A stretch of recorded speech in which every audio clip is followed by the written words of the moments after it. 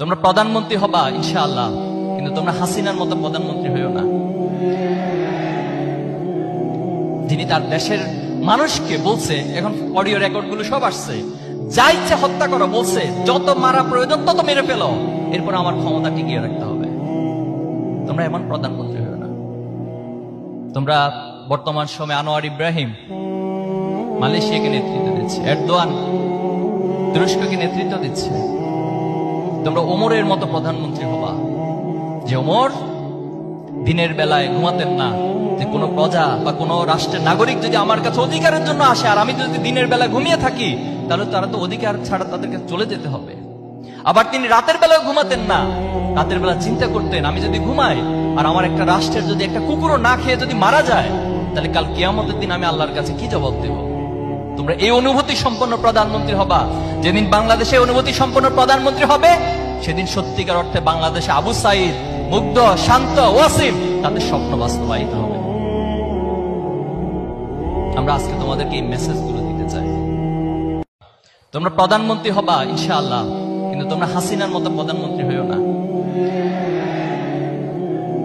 যিনি তার দেশের মানুষকে বলছে, এখন অডিও রেকর্ড গুলো সব আসছে, যা ইচ্ছা হত্যা করো বলছে, যত মারা প্রয়োজন তত মেরে ফেলো, এরপর আমার ক্ষমতা টিকিয়ে রাখতে হবে। তোমরা এমন প্রধানমন্ত্রী হইও না। তোমরা বর্তমান সময়ে আনোয়ার ইব্রাহিম মালয়েশিয়াকে নেতৃত্ব দিচ্ছে, এরদোয়ান তুরস্ককে নেতৃত্ব দিচ্ছে। তোমরা ওমরের মতো প্রধানমন্ত্রী হবা, যে ওমর দিনের বেলায় ঘুমাতেন না, যে কোনো প্রজা বা কোনো রাষ্ট্রের নাগরিক যদি আমার কাছে অধিকারের জন্য আসে আর আমি যদি দিনের বেলা ঘুমিয়ে থাকি, তাহলে তারা তো অধিকার ছাড়া তাদেরকে চলে যেতে হবে। আবার তিনি রাতের বেলায় ঘুমাতেন না, রাতের বেলা চিন্তা করতেন, আমি যদি ঘুমাই আর আমার একটা রাষ্ট্রের যদি একটা কুকুরও না খেয়ে যদি মারা যায়, তাহলে কাল কিয়ামতের দিন আমি আল্লাহর কাছে কি জবাব দেব? তোমরা এই অনুভূতি সম্পন্ন প্রধানমন্ত্রী হবা। যেদিন বাংলাদেশে অনুভূতি সম্পন্ন প্রধানমন্ত্রী হবে, সেদিন সত্যিকার অর্থে বাংলাদেশে আবু সাইদ, মুগ্ধ, শান্ত, ওয়াসিম তাদের স্বপ্ন বাস্তবায়িত হবে। আমরা আজকে তোমাদেরকে এই মেসেজ গুলো দিতে চাই।